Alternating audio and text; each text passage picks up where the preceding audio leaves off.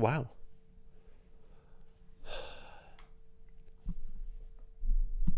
We're going to do this again. Because new year, new me. This is Bar for Bar Weekly. All right, welcome to Bar for Bar Weekly. Today is January 3rd, 2020. In case you don't know what Bar for Bar Weekly is, it's a weekly segment where I just sit here, talk at the camera for about 10 minutes, and tell you all about what happened to hip-hop this week. I also go through some of the album releases and album announcements, and, just shit like that. First things first, wanna say thank you for all the support last year. Y'all love our reaction videos. We're going to keep making them. Don't you worry. But please be sure to also check out our other shit, because that's where we put a lot of effort into it. And we feel like you need to watch that too. But getting into the weekly. Okay, so first, we're going to start on something a little sad. Rapper Lexi Alege passed away on New Year's Day. So our thoughts and prayers go out to her family and friends. Rest in peace. Moving on from that.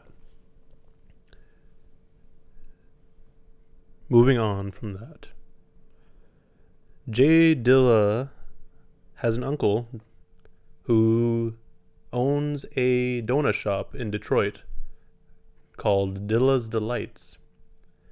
So this donut shop is owned by Dilla's uncle, Herman Hayes, and he might have to close the shop down because he had cancer and hospital bills are expensive. Currently, there's a GoFundMe running.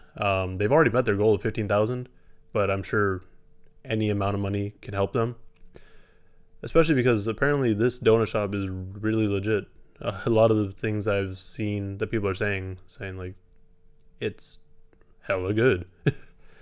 I'm gonna throw a link for the GoFundMe in the description below in case you want to donate. But help them out. Everyone loves donuts. Except me, I don't eat sweets. Moving on to something completely unrelated. French Montana is being accused of buying streams on Spotify. Twitter user Carlemagne investigated why the track Writing on the Wall all of a sudden floated way up to the top of Spotify's charts, despite it being a flop when it originally came out in September 2019. Originally, it seemed that it was only popular because of TikTok, because fuck it, TikTok made everything popular. Look at Old Town Road. But it turns out that upon further investigation, other Twitter users are very confused as to why they're opening their Spotify app and it's just playing, or that was the last played song. It's super weird to think that French Montana would need that, but to be fair, no one really cares about that song. One of the notable comments from that was, "Someone hacked into my Spotify and started listening to French Montana. I feel so violated. Not about being hacked, but they used my account for French Montana." Speaking of French, him and 50 Cent are having a beef, or a troll off, whatever you want to call it. 50 Cent trash talked French Montana earlier this week about buying an '08 Bugatti and getting a loan for it. Which, chill, shit's expensive. But then they kind of went back and forth for a while. It's nothing crazy. I just thought it was funny that 50 Cent's just doing 50 Cent stuff. Like I said, it's been a slow week. It's the first week of the year.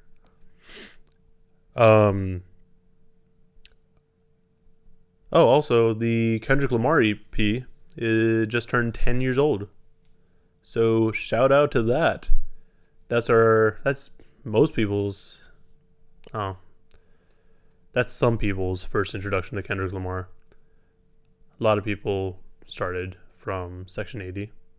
Some people started from Overly Dedicated.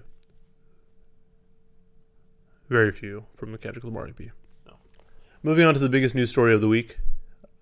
DaBaby was arrested. So he's allegedly arrested. So apparently he robbed a concert promoter because the concert promoter didn't pay him the proper amount. Here's just what TMZ said.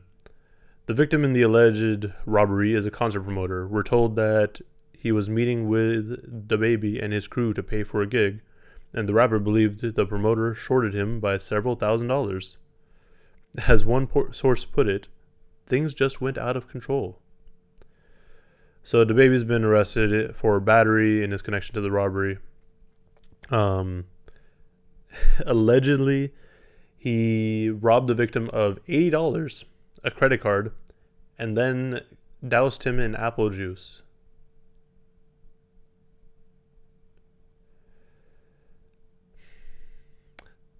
DaBaby also allegedly stole the promoter's iPhone 7.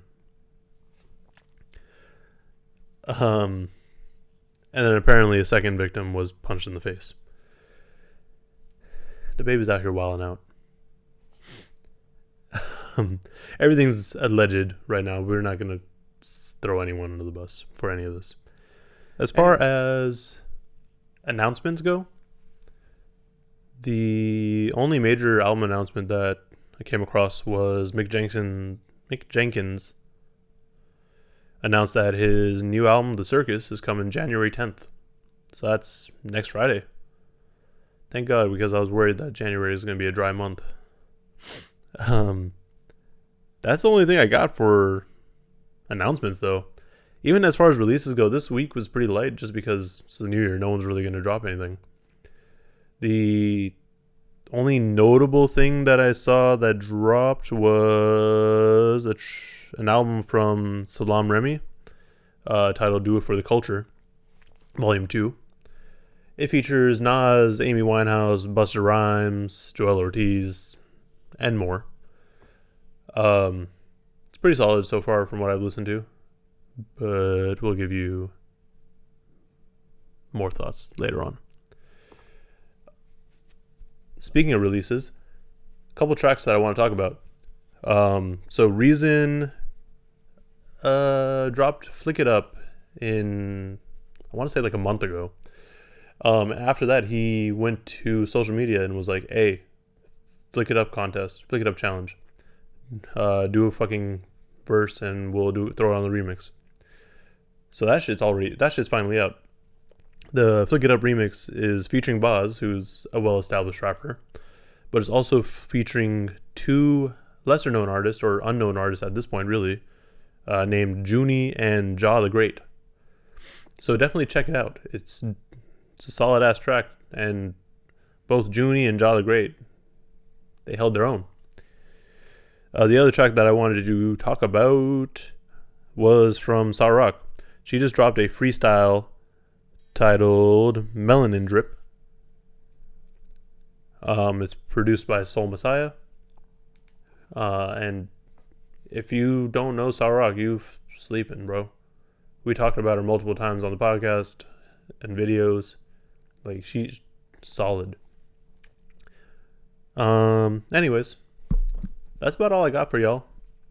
Anyways, please like, comment, and subscribe. And let us know, what else you want us to talk about in the weekly. And let us know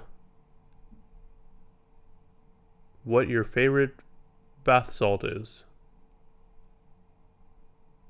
Okay, bye.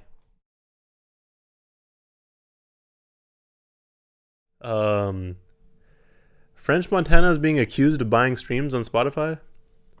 So, Twitter user